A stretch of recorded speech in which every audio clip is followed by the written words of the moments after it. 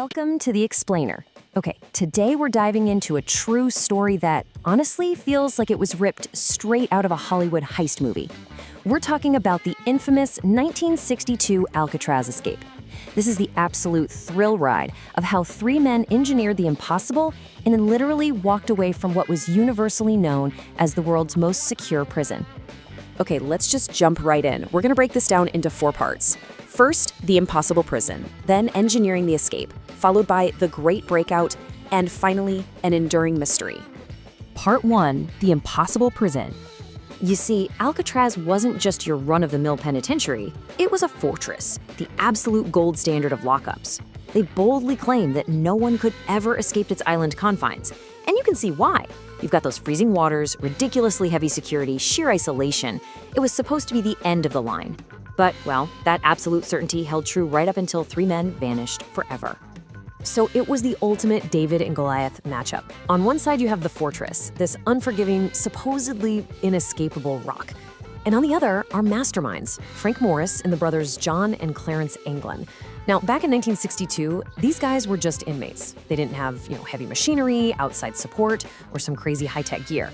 On paper, completely outmatched.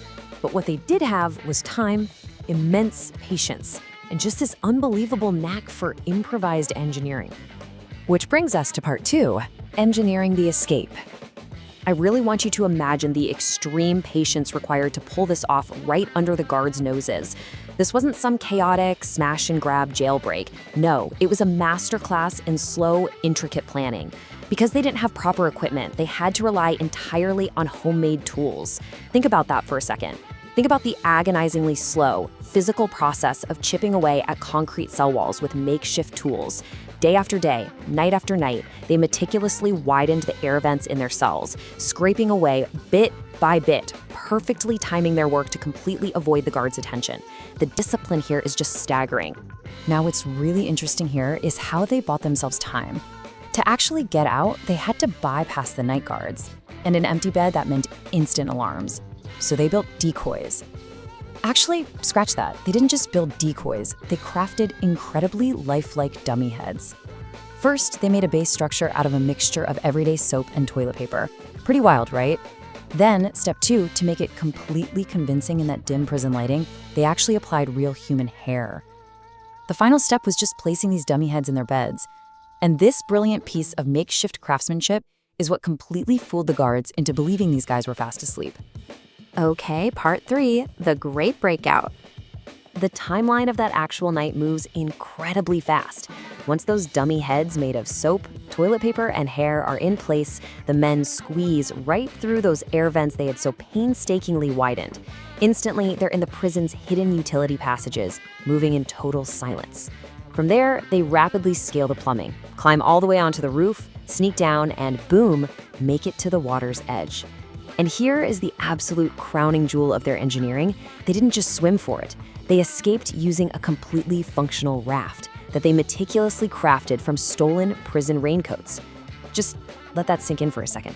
A raft made entirely of raincoats, acting as their only vessel against the churning, freezing waters of the San Francisco Bay.